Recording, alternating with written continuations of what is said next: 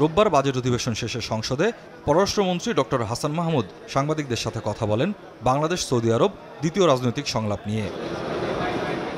এ সময় প্রশ্নের জবাবে পররাষ্ট্রমন্ত্রী জানান, সৌদি আরব সহ যে কোনো দেশের ব্যক্তি বা প্রতিষ্ঠান চাইলেই বাংলাদেশের অফশোর অ্যাকাউন্টে টাকা রাখতে পারবে, আর এ নিয়ে আলোচনা হবে সফরে। অফশোর অ্যাকাউন্ট সেটা যে কোনো বিদেশি কোম্পানি আমাদের দেশে এখানে টাকা রাখতে পারে এবং আমাদের প্রবাসীরাও টাকা রাখতে পারে। যে কোনো অনাবাসী বাংলাদেশি এই অফশোর অ্যাকাউন্ট খুলে টাকা রাখতে পারে। এটা নতুন আমরা ইন্ট্রোডিউস করেছি এবং এই অফশোর অ্যাকাউন্ট পাকিস্তান খুলেছে, তাদের প্রায় $2 বিলিয়ন সেখানে কালেক্ট করেছে এবং অন্যান্য বিভিন্ন দেশে $50 বিলিয়ন, $100 বিলিয়ন এরকম তারা কালেকশন করেছে। আমরা সেই উইন্ডোটা খুলেছি, এদের একটি নতুন উইন্ডো এবং সেটি নিয়ে আমরা আলোচনা করব। বাংলাদেশের বন্দর, গ্রিন এনার্জি সহ 30 লাখ প্রবাসীর খুঁটিনাটি সবকিছুই থাকবে আলোচনার টেবিলে। সৌদি আরব আমাদের দেশে বিভিন্ন ক্ষেত্রে, আমাদের এনার্জি ক্ষেত্রে, গ্রিন এনার্জি ক্ষেত্রে, বিশেষ করে সোলার পাওয়ার প্ল্যান্ট নির্মাণ, আমাদের বন্দর ক্ষেত্রে ইনভেস্টমেন্ট করছে। তাদের সাথে আমরা ইন্ডাস্ট্রিয়াল ইনভেস্টমেন্টের জন্য কথা বলবো। ফিনান্সিয়াল সেক্টরও যদি তারা ইনভেস্ট করতে চায় সেটিও আলোচনা হতে পারে। সৌদি যুবরাজের বাংলাদেশ সফরের দিনক্ষণ নিয়েও আলোচনা হবে পররাষ্ট্রমন্ত্রীর সফরে। স্বাভাবিকভাবেই আলোচনা হবে। সৌদি প্রিন্সের সাথে আমি হজে গিয়েছিলাম, তখন দেখা হয়েছিল, তখন তাকে আমি বাংলাদেশে আসার আমন্ত্রণের কথা পুনরুল্লেখ করেছিলাম, তিনি বলেছেন ইনশাআল্লাহ। স্বপ্নিল শাহরিয়ার শিশির, চ্যানেল 24, ঢাকা।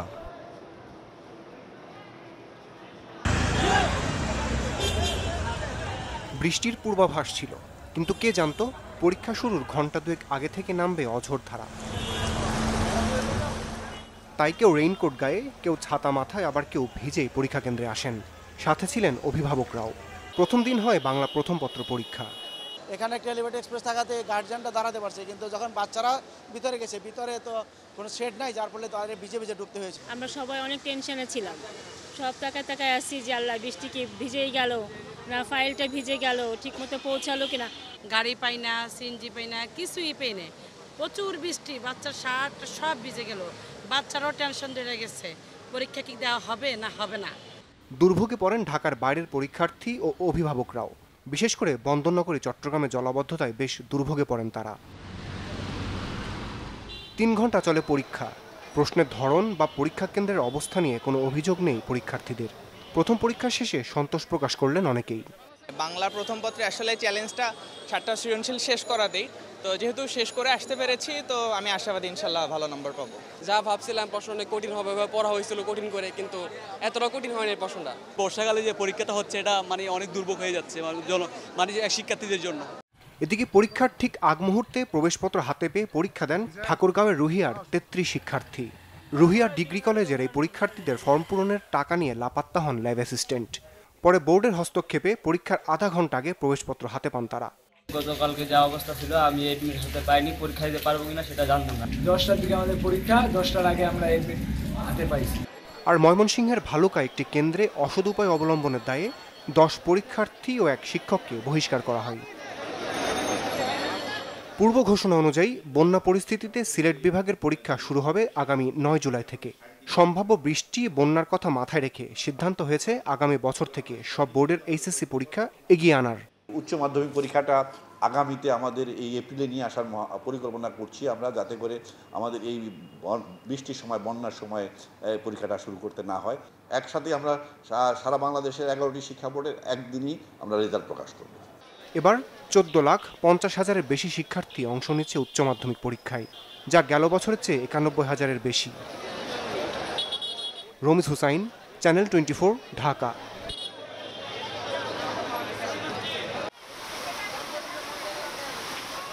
অঝোর ধারার বৃষ্টিতে রাজধানীর পথ ঠান্ডা হলেও শান্তি মিলে না বাজারে। পণ্যের লাগামহীন দামে উদ্বেগ বেড়েই চলছে সাধারণের। দাম দেখলে মাথা ঘুরে যায়, মাছের দাম দেখলে মাছ বড় মাছ কিনা যায় না। বিবিএ এমবিএ কমপ্লিট করেছি নর্থ সাউথ ইউনিভার্সিটি থেকে, কিন্তু এই ছেলেমেয়েরা 8,000 10,000 টাকা বেতনে চাকরি করে, ওরা এই যে রুমে থাকবে, এই রুমের পয়সাই দিতে পারে না। উত্তরার আজমপুর কাঁচা বাজারে মুরগি কিনতে এসে একরকম বেগতিক পরিস্থিতিতে ধীরেন সরকার। গেল সপ্তাহের 160 টাকার ব্রয়লার এখন 180। পাল্লা দিয়ে বেড়েছে লেয়ার, সোনালী ও দেশি মুরগির দামও। পরিচিত দোকান, তাই বাকিতে মিলল আমিষের উৎস। কাঁচামালকেও বাকি খায়, আমরা বিপদ করে খাওয়ান লাগে, খালি বিপদ করে খাইতেছে। কি করবো, আমাদের চলার মতো কোনো ক্যাপাসিটি নাই, মধ্য শ্রেণীর মানুষ আমরা শেষ হয়ে গেছি। সপ্তাহ দুয়েক ধরে বেশ চড়া সব ধরনের সবজির দাম। অস্বাভাবিক হারে বেড়েছে টমেটোর দাম, মানভেদে কেজি প্রতি বিক্রি হচ্ছে 250 টাকা পর্যন্ত। একই অবস্থা কাঁচামরিচের। কচুরলতি, বেগুন ও করলাও শতকের ঘর ছুঁই ছুঁই। এমন পরিস্থিতিতে আয়ের সঙ্গে ব্যয়ের হিসাব মিলছে না অনেকেরই। এদিকে চড়া দরের কারণে বিলাসী পণ্যে পরিণত হয়েছে জাতীয় মাছ ইলিশ। হাই লেভেলে যারা তারে খেতে পারছে, সাধারণ মানুষ আজ জিজ্ঞাসা করে যে ভাই কয় টাকা কেজি, 18 টাকা কেজি, সে চুপ করে চলে যায়। ইলিশের সরবরাহ খুবই কম, মাছ পাওয়া যাইতেছে না, এই জন্য দামটা বেশি। দেশিটা 180 টাকা, দেশিটা ভালো না, ওটা আনা হয় না। ইন্ডিয়ানটা মনে হয় 240 টাকা বেচা হইতেছে। পণ্যের সরবরাহ ও বিপণন ব্যবস্থায় নিয়ন্ত্রণ না থাকায় অবস্থার অবনতি ঘটছে বলে মনে করছেন ভোক্তা সাধারণ। রাকিব হোসেন, চ্যানেল 24, ঢাকা। সম্প্রতি নয়াদিল্লি সফর করেন প্রধানমন্ত্রী শেখ হাসিনা। এই সফরে ভারতের সাথে 7টি সমঝোতা স্মারক স্বাক্ষরিত হয়, নবায়ন হয় 3টি চুক্তির। এই সফরে সমঝোতা স্মারক নিয়ে প্রতিক্রিয়া জানাতে গুলশানের চেয়ারপারসনের কার্যালয়ে সংবাদ সম্মেলন করে বিএনপি। দলটির দাবি, বাংলাদেশের ভেতর দিয়ে ভারতের রেল চলাচলের মাধ্যমে দেশের সার্বভৌমত্ব হুমকির মুখে পড়বে। সংবাদ সম্মেলনে বিএনপি মহাসচিব মির্জা ফখরুল ইসলাম আলমগীর অভিযোগ করেন, তিস্তা প্রকল্পকে টোপ হিসেবে ব্যবহার করছে সরকার। ভারতকে রেল ট্রানজিট সুবিধা দিতে হলে আন্তর্জাতিক মানদণ্ড অনুসারে বাংলাদেশের ন্যায্য হিস্সা নিশ্চিত করতে হবে। প্রয়োজনের সময় বাংলাদেশ ভূখণ্ডকে ভারতের সামরিক ও বেসামরিক পণ্য পরিবহনের জন্য কৌশলগতভাবে অত্যন্ত গুরুত্বপূর্ণ চিকেন নেককে বাইপাস করে ব্যবহার করার সুদূর প্রসারী মহাপরিকল্পনা থেকেই এসব সমঝোতা চুক্তি করা হয়েছে বলে আমরা মনে করি। অনির্বাচিত সরকার তিস্তা প্রকল্প নিয়ে ভারত ও চীন উভয়ের সাথেই লুকাচুরি খেলছে। সাম্প্রতিক কালের ডামি নির্বাচনে সমর্থন আদায়ের দূরভিসন্ধি থেকে সরকার তিস্তা প্রকল্পকে টোপ হিসেবে ব্যবহার করেছে। সার্বিকভাবে প্রধানমন্ত্রী শেখ হাসিনার ভারত সফর ছিল একপাক্ষিক, এমন মন্তব্যও করেন মির্জা ফখরুল। শেখ হাসিনার সর্বশেষ দিল্লি সফরটি কার্যতই একপাক্ষিক। এ সফরে স্বাক্ষরিত সমঝোতা কিংবা চুক্তি বাংলাদেশের ন্যূনতম স্বার্থ সুনিশ্চিত করে না। এবারের ভারত সফর ম্যান্ডেটবিহীন হাসিনা সরকারের ধারাবাহিক গোলামী চুক্তির সর্বশেষ সংস্করণ। এই চুক্তি দেশ তথা দেশের মানুষের কল্যাণে নয়, কেবলমাত্র আওয়ামী লীগের অবৈধ রাষ্ট্র ক্ষমতার মেয়াদ বৃদ্ধির নজরানা মাত্র। এ সময় ভারতের সাথে স্বাক্ষরিত সকল চুক্তি প্রকাশের দাবি জানান মির্জা ফখরুল। এই সকল দেশ বিরোধী চুক্তি অথবা সমঝোতা প্রত্যাখ্যান করছে। আশাকেন প্রিন্স, চ্যানেল 24, ঢাকা।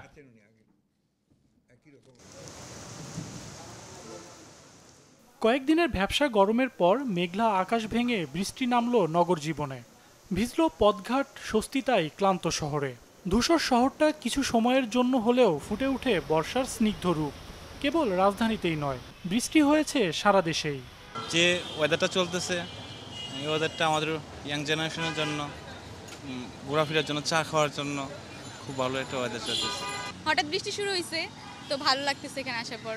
প্রকৃতিগতভাবে যখন বর্ষা আসবে তখন মানুষের উপরে এটা যে প্রভাব বিস্তার করে, যেটুকু দুর্ভোগ হয়, আমার মনে হয় দুর্ভোগের চেয়ে এটার সুফল এবং বেশি। তবে থেমে থেমে হওয়া এই বৃষ্টি বয়ে এনেছে দুর্ভোগও।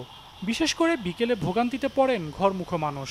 সারাদিনই বৃষ্টি, ঠিক আছে, আমি তো এমনি পুরাটাই ভিজে গেছি, যেতে কষ্ট হবে আর কি, এটা ছাড়া তো আর কিছু করার নাই আর কি। বৃষ্টির কারণে তো আমাদের ব্যাঘাত ঘটতেছে, কারণ কে যে গাড়ি পাইতেছি না ঠিকঠাক মতো, মানে যানবাহনের অনেক কষ্ট হয়ে যেতেছে, অনেক দূর থেকে আসছি তো সেই জন্য। আবহাওয়া অধিদপ্তরের পূর্বাভাস বলছে, রাজধানী সহ দেশের বেশিরভাগ অঞ্চলে আগামী কয়েকদিন অব্যাহত থাকবে বৃষ্টি, সেই সাথে বইতে পারে দমকা হাওয়া। সজল সাইক, চ্যানেল 24, ঢাকা। অনেক মহান ভূমিকা রয়েছে। বিগত 5 বছরে 5 এমডি পরিবর্তন হয়েছে রাষ্ট্রীয় উড়োজাহাজ সংস্থা বিমান বাংলাদেশ এয়ারলাইন্সে। নতুন দায়িত্বে মোহাম্মদ জাহিদুল ইসলাম। এর আগে তিনি ছিলেন প্রধানমন্ত্রীর বেসামরিক শিল্প ও বিনিয়োগ উপদেষ্টা সালমান এফ রহমানের একান্ত সচিব। গণমাধ্যম কর্মীদের সাথে মতবিনিময় অনুষ্ঠানে এমডি জানান, বিমানের বহর আরও বড় হবে। নতুন রুট হিসেবে অস্ট্রেলিয়া ও দক্ষিণ কোরিয়ায় ফ্লাইট চালুর পরিকল্পনা রয়েছে। 2034-35 যাতে আমাদের 47টি এয়ারক্রাফট থাকে বিমান বহরে, সেই হিসাবে আমাদের বর্তমানে 21টি আছে, 21টি থেকে 6টা ফেজ আউট হয়ে যাবে। টোটাল মোট 32টা এয়ারক্রাফট আমরা পরিকল্পনা করছি, যেভাবেই হোক, যেই সোর্স থেকেই হোক আমাদের বহরে অ্যাড করতে হবে, either purchase or lease or other কোনো মেকানিজম যাই হোক, সেটা হলো আমাদের প্রত্যাশা। টিকিট নেই কিন্তু বিমানের আসন ফাঁকা, এমন অভিযোগের কঠোর মনিটরিংয়ের কথা জানান তিনি।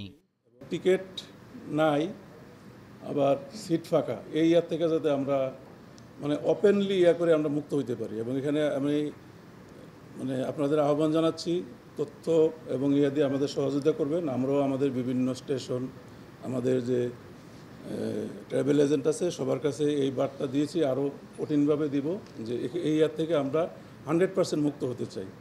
বিমানের দুর্নীতি রোধে গণমাধ্যমের সহযোগিতা চান মোহাম্মদ জাহিদুল ইসলাম। আপনারা কিন্তু খুব রেসপন্সিবল ভূমিকা পালন করছেন। আমাদের মাহফুজ কামাল, চ্যানেল 24, ঢাকা।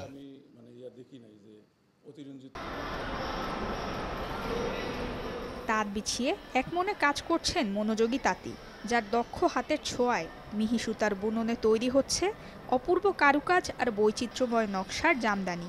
এ যেন কারিগরের যত্নে গড়া দুর্লভ বাণিজ্যের অজস্র গল্পের সমাহার। বাস্তবতার আদলে তৈরি হওয়া কৃত্রিম এই চিত্রটি এবছরের হস্তশিল্প মেলার।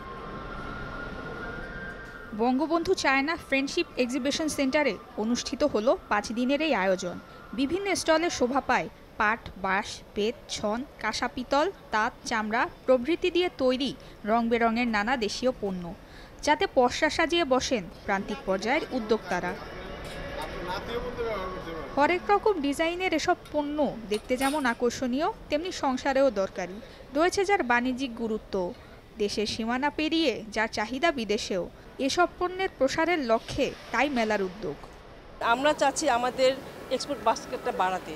সাধারণত আমরা গার্মেন্টসের উপর নির্ভর, আর 3-4টা পণ্য আমাদের এক্সপোর্ট হয়। হ্যান্ডিক্রাফটে আমাদের পণ্যের এক্সপোর্টের পরিমাণ কম। আমরা চাচ্ছি প্রোডাক্ট ডাইভার্সিফিকেশন করতে, যার মাধ্যমে বিদেশে এখানে আমরা পণ্যগুলো দেখে ক্রেতারা আসবে, তারা পণ্যের আইডিয়া পাবে, ধারণা পাবে। আমাদের দেশের প্রোডাক্টকে বাইরের দেশেও একটু পরিচিতির দরকার আছে। অনেকগুলো প্রতিষ্ঠান যারা এই কাজগুলো করছেন এবং আমার মনে হয় এটা আমাদের জন্য খুব ইতিবাচক একটা দিক। কিনেছি কিছু জিনিস, ভালো লাগলো। যদিও খুব একটা জমেনি এবারের মেলা, কারণ প্রচারের অভাব আর যাতায়াতের সহজ সুবিধা না থাকা। মেলাতে লোকজন একদমই আসছে না, এবং এখানে এত দূরে হওয়াতে আমরা কোনো রকম আশা অনুরূপ কোনো রেসপন্স পাচ্ছি না। এখানে আমাদের ট্রান্সপোর্ট ব্যবস্থা এতই খারাপ যে ঢাকা থেকে এতটা দূরত্ব যে এখানে ওরকম বাণিজ্য মেলার মতো এখানে আমরা আমাদের কল্পনাতীত হচ্ছে। এখানে প্রচুর উদ্যোক্তাও আমরা অংশগ্রহণ করেছি, কিন্তু সেই হিসাবে আমরা প্রচুর কাস্টমার পাচ্ছি না। আমরা বায়ার ধরার মেইন লক্ষ্য তো আমাদের এখানে আসে বায়ার ধরা। সরকারিভাবে বাণিজ্য মেলার সময় যেরকম বাস দেওয়া হয়, এই মেলাতে সেরকম কোনো বাসের সার্ভিস নাই এবং অনলাইনে প্রচারণাটাও একটু কম। নুসরাত মৌমি, চ্যানেল 24, পূর্বাচল।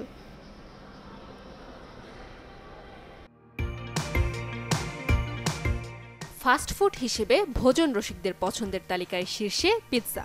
1905 সালে যুক্তরাষ্ট্রের নিউ ইয়র্কে এর প্রচলন শুরু হলে কয়েক বছরের মাঝেই তা জনপ্রিয়তা পায় পুরো বিশ্বে। তথ্য বলছে শুধু আমেরিকাতেই পিৎজার রেস্টুরেন্ট আছে 80,000-এরও বেশি। সময়ের সাথে বেড়েছে এই খাবারের চাহিদা ও সরবরাহ, যে কারণে ব্যবসাও রমরমা। বছর জুড়ে যা থেকে $1 বিলিয়ন আয় করছে ফাস্টফুড ব্যবসায়ীরা। 2022 সালে মার্কিন যুক্তরাষ্ট্রে রেস্টুরেন্টে এর বিক্রির পরিমাণ ছিল প্রায় $47 বিলিয়ন, 1 দশক আগের চেয়ে যা $10 বিলিয়ন বেশি।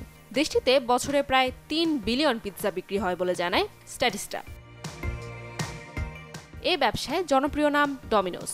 বিশ্বের 90টির বেশি দেশে ছড়িয়ে পড়া এই প্রতিষ্ঠান থেকে প্রতিদিন 10 লাখেরও বেশি গ্রাহক এই মুখরোচক খাবার কিনে।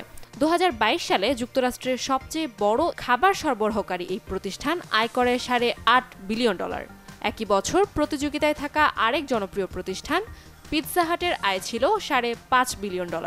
তৃতীয় অবস্থানে আছে লিটল সিজার, যাদের আয় $4.5 বিলিয়ন। স্ট্যাটিস্টার তথ্য বলছে চাহিদা ও সরবরাহের হিসাবে পিৎজার সবচেয়ে বেশি গ্রাহক মার্কিনীরা। দেশটিতে প্রতি সেকেন্ডে প্রায় 350 পিৎজা অর্ডার হয়ে থাকে। ফলে 2020 সালে দেশটিতে এই ফাস্টফুডের বাজার গিয়ে দাঁড়ায় $17 বিলিয়ন। আর সে বছরই বিশ্বব্যাপী এই ব্যবসা হয়েছিল প্রায় $150 বিলিয়ন। নাদিয়া ইসলাম তুলি, চ্যানেল 24।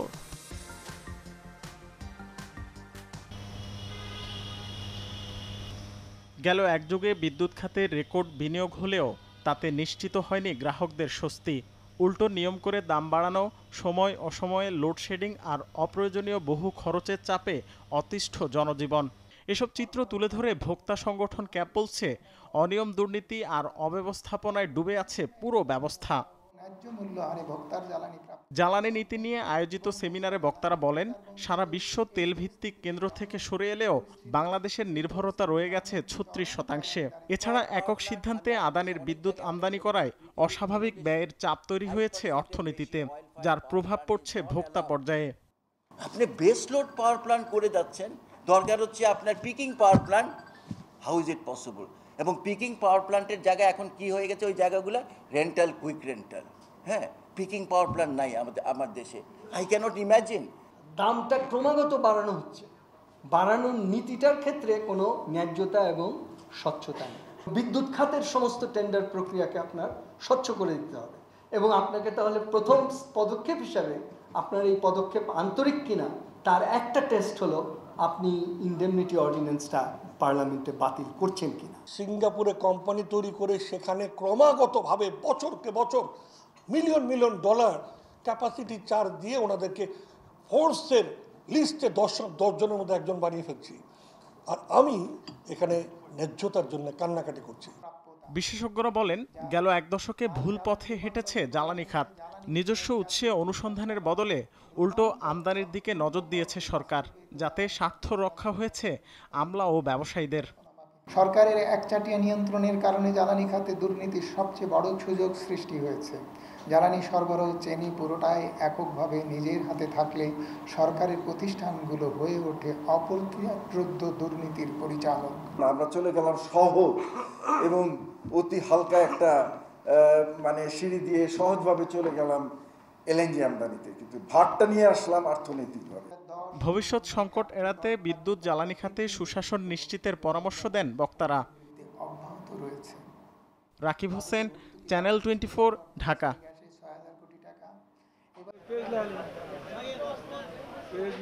দাম কম থাকায় একসময় বলা হতো ভাতের বদলে আলু খান, কিন্তু এখন আর সেই দিন নেই।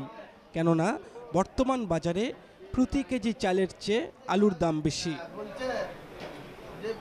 বগুড়ার বিভিন্ন খুচরা বাজার ঘুরে দেখা যায় এক সময়ের সস্তা আলুর কেজি এখন ঠেকেছে 70 টাকায়, অথচ গেল বছর এই সময় প্রতি কেজি আলুর দাম ছিল 25 থেকে 30 টাকা। ভোক্তাদের আশঙ্কা, সামনে আলুর কেজি 100 ছাড়িয়ে যাবে। ভাতের বদলে আলু খাতে পারি, তেমন ভাতই খাওয়া লাগবে। চালের দামই কম আছে, এখনই তো 80-70 লাগছে, সের মধ্যে 100 লাগে নাকি? এটা বেড়ে চলছে, এটা এখন আমাদের ক্রয় ক্ষমতা আস্তে আস্তে বাইরে চলে যাচ্ছে আলু কিনাটা। গতবারে তো এত দাম গেছে, তাও আস্তে ধীরে বাড়ছে, এবারে শুরুর থেকে দাম বেশি। ব্যবসায়ীরা সংকটের অজুহাত দিলেও বগুড়ার 42টি হিমাগারে সংরক্ষণ করা হয়েছে 3 লাখ টনেরও বেশি আলু, আর গেল মৌসুমে উৎপাদন হয়েছে প্রায় 12 লাখ টন। সরকারি হিসেবে 1 কেজি আলু উৎপাদনে খরচ হয়েছে 17 টাকা। সাথে অন্যান্য ব্যয় মিলিয়ে আলুর দাম কেজিতে 32 টাকার বেশি হওয়ার কথা না। কৃষি কর্মকর্তার দাবি, এসব হিমাগার মালিকদের কারসাজি। আলু সংরক্ষণ করা সম্ভব হয়নি, এটা তো কোল্ড স্টোরেজে গেলে আমরা তা প্রমাণ করতে পারছি না, কারণ কোল্ড স্টোরেজে প্রচুর আলু সংরক্ষিত হয়েছে। এবং তাছাড়াও আমরা কৃষক পর্যায়ে যেহেতু কাজ করি, কৃষকের বাড়িতে মাচাং পদ্ধতিতেও প্রচুর আলু সংরক্ষিত হয়েছে। তো আলু সংরক্ষণ হয় নাই বা আলু নাই, এই তথ্যটা আসলে কতটুকু সত্য এটা আসলে অনুসন্ধানের অবকাশ রাখে। তবে আলুর দাম বাড়ায় হিমাগারের কোনো ভূমিকা নেই বলে দাবি কোল্ড স্টোরেজ অ্যাসোসিয়েশনের। কোল্ড স্টোরেজ মালিকরা তো ব্যবসায়ী, আলুর ব্যবসায়ী করে না, তারা সংরক্ষণ ব্যবসা করছে। ব্যবসায়ীরা পরে সিন্ডিকেট করে অনেক বেশি দামে বিক্রি করবে, এইটা খুবই দুঃখজনক। বগুড়ার হিমাগারগুলোতে প্রায় 5 শতাধিক ব্যবসায়ী আলু মজুত করেন। এবার বেশি লাভের আশায় যোগ হয়েছে আরও 2 শতাধিক মৌসুমি ব্যবসায়ী। ফরহাদুজ্জামান শাহী, চ্যানেল 24, বগুড়া।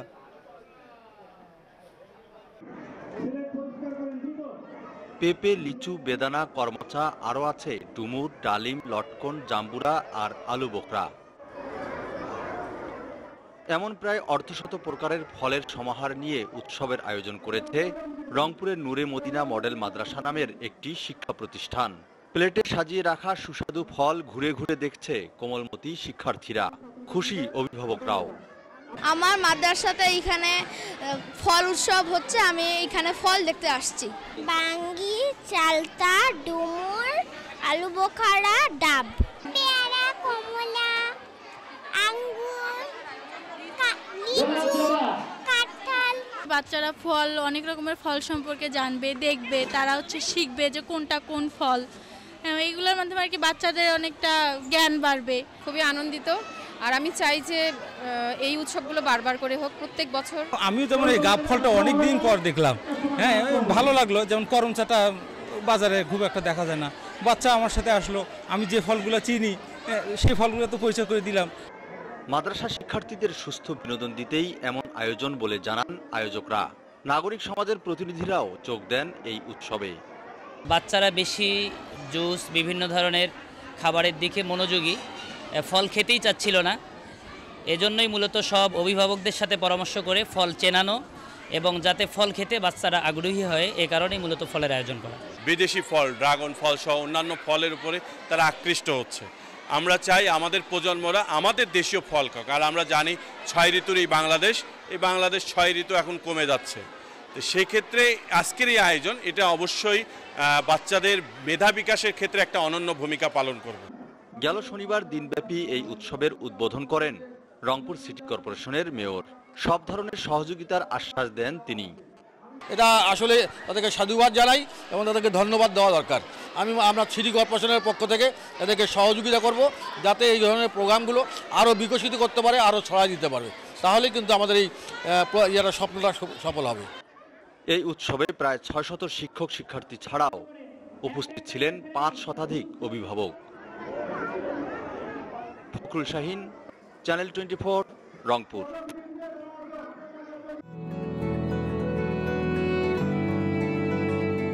পরম মমতায় পিছে হাত বুলালেন রোহিত শর্মা। এরপর এক টুকরো মাটি মুখে পড়লেন। প্রথমবার বিশ্বকাপ জেতার স্বাদ একটু অন্যভাবেই নিলেন ভারত অধিনায়ক। উদযাপনের মাঝেই ফ্যামিলি ম্যান বনে যান বিরাট কোহলি। ভিডিও কলে স্ত্রী আনুশকা শর্মা ও সন্তানদের সাথে আনন্দ ভাগাভাগি করে নেন।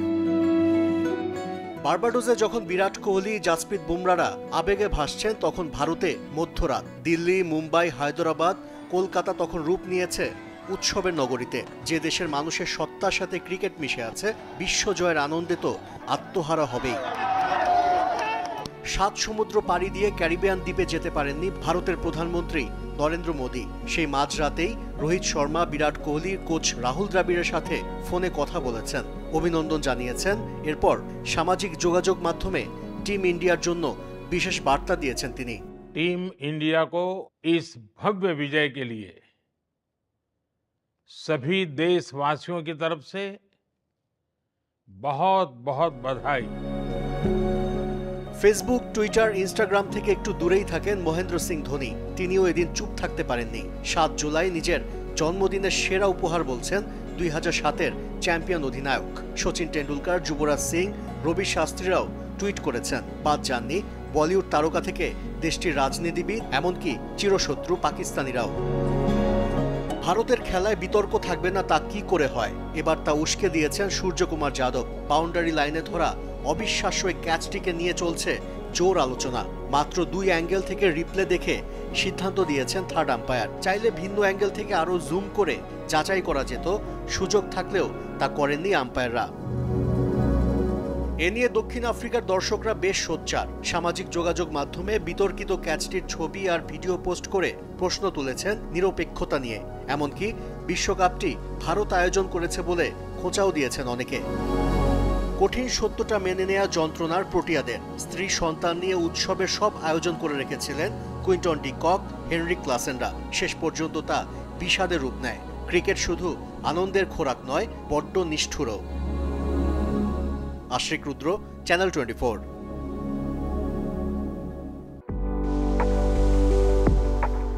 টি-20 বিশ্বকাপে রেকর্ড প্রাইজ মানি ছিল 2024 ওয়েস্ট ইন্ডিজ যুক্তরাষ্ট্র আসরে। 1,12,50,000 মার্কিন ডলার বা প্রায় 132 কোটি টাকার বেশি বরাদ্দ ছিল শুধু আর্থিক পুরস্কারে। চ্যাম্পিয়ন, রানার্স আপ প্রাইজ মানির পাশাপাশি সেমিফাইনাল, সুপার 8 কিংবা গ্রুপ পর্ব থেকে বিদায় নেওয়া দলগুলোর জন্য ছিল বরাদ্দ। এছাড়া গ্রুপ পর্ব এবং সুপার 8-এর প্রতি ম্যাচ জয়ে 36,57,000 টাকা করে পেয়েছে এক একটি দল। অর্থ পুরস্কারের বড় অংশ পেয়েছে ভারত, চ্যাম্পিয়ন হয়ে 28,76,00,000 টাকা, আর গ্রুপ পর্ব এবং সুপার 8-এ 6 ম্যাচ জিতে পেয়েছে 2,19,00,000, পুরো অঙ্ক প্রায় 31 কোটি টাকা। রানার্স আপ দক্ষিণ আফ্রিকার অর্থ পুরস্কার প্রায় 18 কোটি, দ্বিতীয় সেরা হয়ে 15,03,00,000, আর গ্রুপ পর্ব সুপার 8 থেকে 2.5 কোটি টাকার বেশি। সেমিফাইনাল থেকে বিদায় নেওয়া ইংল্যান্ড ও আফগানিস্তান পেয়েছে 9,24,00,000 টাকা করে। এর সাথে যোগ হয়েছে গ্রুপ পর্ব সুপার 8-এ ম্যাচ জয়ের টাকা। সুপার 8 থেকে বিদায় নিয়ে অস্ট্রেলিয়া, ওয়েস্ট ইন্ডিজ, বাংলাদেশ আর যুক্তরাষ্ট্র প্রতিটি দল পেয়েছে প্রায় 4.5 কোটি টাকা। নিজেদের পারফরমেন্স অনুযায়ী যোগ হয়েছে গ্রুপ পর্ব আর সুপার 8-এর অর্থ। গ্রুপ পর্ব থেকে বিদায় নেওয়া দলগুলোকে দুভাগে বিভক্ত করা হয়েছে। যারা 9ম থেকে 12তম হয়েছে তাদের প্রত্যেকের জন্য 2,91,00,000, আর যারা 13 থেকে 20তম হয়েছে তাদের জন্য বরাদ্দ 2,64,00,000 টাকা করে। এই দলগুলো শুধু গ্রুপ পর্বে ম্যাচ জয়ের টাকা পেয়েছে। তাদের মধ্যে ব্যতিক্রম কোনো ম্যাচ না জেতা Ireland, Oman, Papua New Guinea ও নেপাল। আসর শেষে বাংলাদেশ কত টাকা পেল? অঙ্কটা অন্তত 5,59,00,000, সুপার 8-এ খেলায় 4,49,00,000, আর গ্রুপ পর্বে 3 ম্যাচ জিতে পেয়েছে 1,10,00,000 টাকা। দেশের মানুষের কাছে অর্থটা শুধু সংখ্যা। পারফরমেন্স আর অর্জনের প্রত্যাশায় 1 মাস ধরে নিজ দেশকে সমর্থন করেছেন ক্রিকেট প্রেমীরা। ফয়জুল ইসলাম, চ্যানেল 24।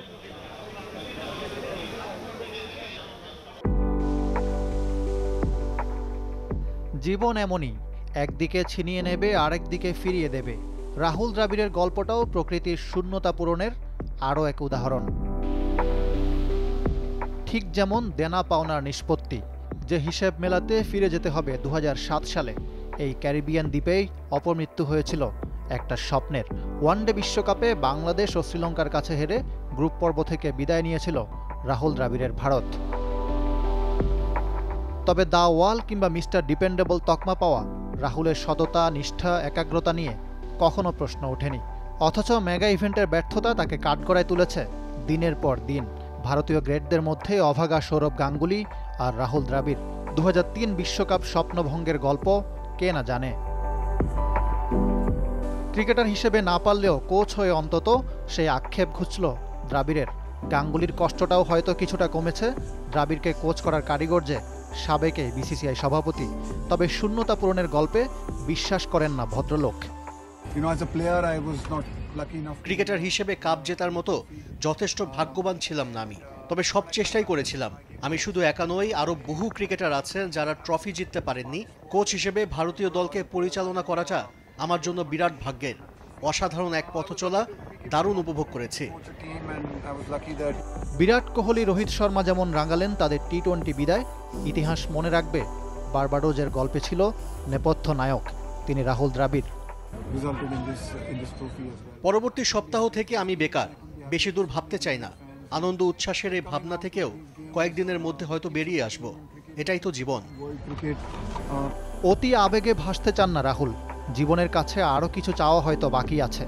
ভারতীয় ক্রিকেটের ক্রান্তিকালে আবার কখনো ডাক পড়লে নিশ্চয় জিততে চাইবেন সবচেয়ে কাঙ্ক্ষিত ওয়ানডে বিশ্বকাপটা। ইকরাম হুসাইন, চ্যানেল 24।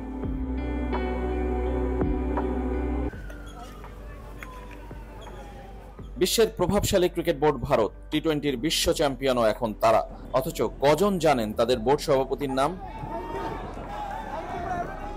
সাবেক ক্রিকেটার রজার বিনি 2022-এর অক্টোবর থেকে বিসিসিআই সভাপতি। মাঠে বসে দেখেছেন দলের উত্থান। খুব দারুণ অভিজ্ঞতা, ভালো লাগছে। 50 ওভারের বিশ্বকাপে খুব কাছে গিয়েও পারিনি। আমাদের জন্য গ্রেট মোমেন্ট। একটা সময় ম্যাচের কোথাও আমরা ছিলাম না, তবে দলটার ফাইটিং কোয়ালিটি দারুণ। পাকিস্তান গেমেও আমরা একইভাবে চাপে পড়েছিলাম।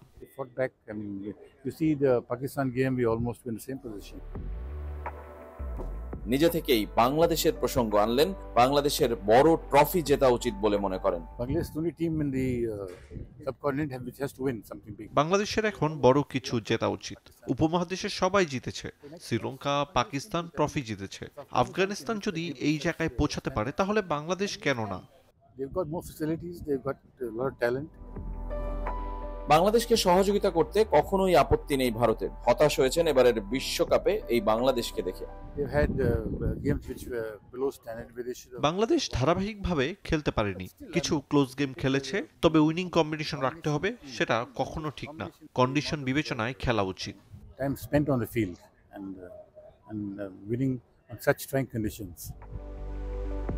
রজার বিনি নিজেও বিশ্ব চ্যাম্পিয়ন দলের সদস্য, 83 বিশ্বকাপের সর্বাধিক উইকেট শিকারী ছিলেন। Rezwanuzzaman, channel 24, Kensington oval, Barbados, West Indies.